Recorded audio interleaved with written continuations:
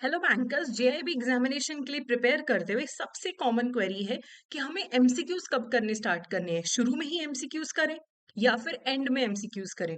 तो देखो, आप अपनी प्रिपरेशन को ना तीन फेजेस में देख सकते हैं। सबसे पहले आता है फाउंडेशन फेज, जब आपने जस्ट प्रिपरेशन स्टार्ट किया है। फिर मिड प्रिपरेशन, 60-70% सिलेबस आपने कवर कर लिया, आपकी नॉलेज काफी इंक्रीज होगी। एंड लास्ट है एग्जाम सिमुलेशन फेज, कि आपका एग्जाम का प्रिपरेशन हो चुका है और अब आप अपने आप को फाइनल एग्जाम के लिए रेडी कर रहे हैं, स्ट्रैटेजी बना रहे हैं कि मैं कैसे अटेम्प्ट करूंगा।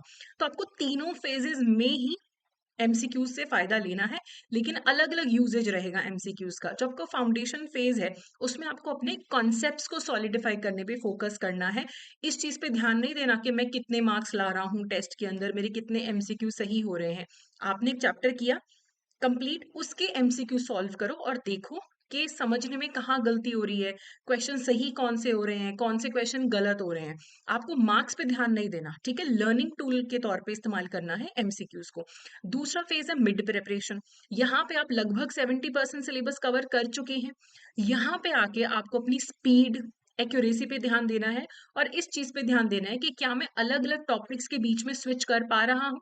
इस टाइम पे आपको सिंगल चैप्टर एमसीक्यूज नहीं करने हैं, मिक्स्ड चैप्टर्स के एमसीक्यू करने हैं, कि एक ही आपका जो टेस्ट है उसमें मल्टीपल चैप्टर्स है, ताकि अलग अलग कॉन्सेप्ट्स क्या आप सॉल्व कर पा रहे हो सिंगल सिटिंग में। फाइनल जब आप एग्जाम सिमुलेशन फेज पे आओगे, यहाँ पे आपका पूरा सिलेबस खत्म हो चुका है।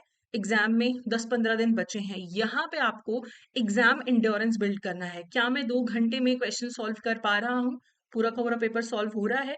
मेरी टेस्ट टेकिंग स्ट्रैटेजी क्या होगी, मैं एलिमिनेशन टेक्निक कैसे यूज करूंगा, मैं कौन से क्वेश्चंस पहले सॉल्व करूंगा, इस पे आपको ध्यान देना है एमसीक्यूज के थ्रू। तो तीनों फेजेस में आपको एमसीक्यूज करने हैं। ये नहीं कि मैं बिल्कुल एंड में स्टार्ट करूं या फिर स्टार्टिंग में मैं पैनिक कर जाऊं कि मेरा सॉल्व नहीं हो रहा है। स्ट्रैटेजी अपनी डिफरेंट रखनी है। सो इट्स बेटर कि स्टार्टिंग में ही आप एक बहुत अच्छी टेस्ट सीरीज में इन्वेस्ट करें।